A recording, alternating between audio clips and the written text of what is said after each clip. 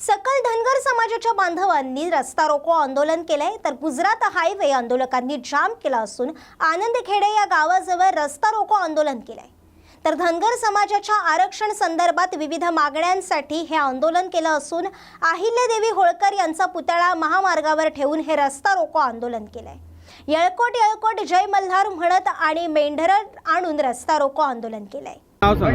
माझं नाव शिवाजीराव पाटील, धुळे लोकसभा मतदारसंघामध्ये मी उभा होतो। यावेळेस आज आमच्या धनगर समाजावर 70 वर्षापासून आज खूप मोठ्या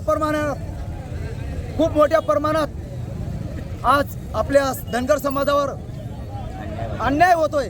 तरी या केंद्र सरकारने राज्य सरकारने कोणत्याही प्रकारची दखल न घेता या सरकारला सांगू इच्छितो, जर आमच्या धनगर समाजाला तुम्ही आरक्षण दिले नाही, येणाऱ्या काळात या सरकारला आम्ही आमचा धनगर समाज पडल्याशिवाय राहणार नाही।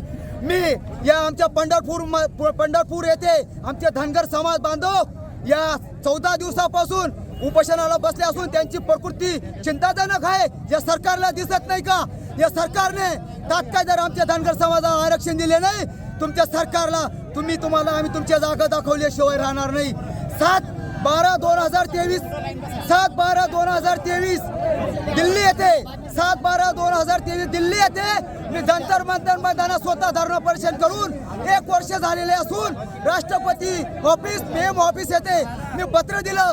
त्या पत्रात मला सांगण्यात आलं की तुमच्या धनगर समाजाला 21 दिवसाच्या आत आम्ही पार्लमेंटमध्ये मीटिंगा घेऊ, तर तुम्ही धनगर समाजाला आम्ही आरक्षण देऊ।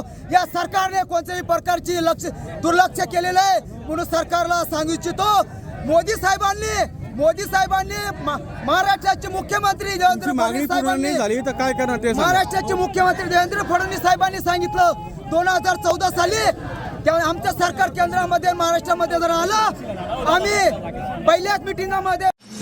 न्यूज मराठी 24/7 नवा भारत नवा विचार।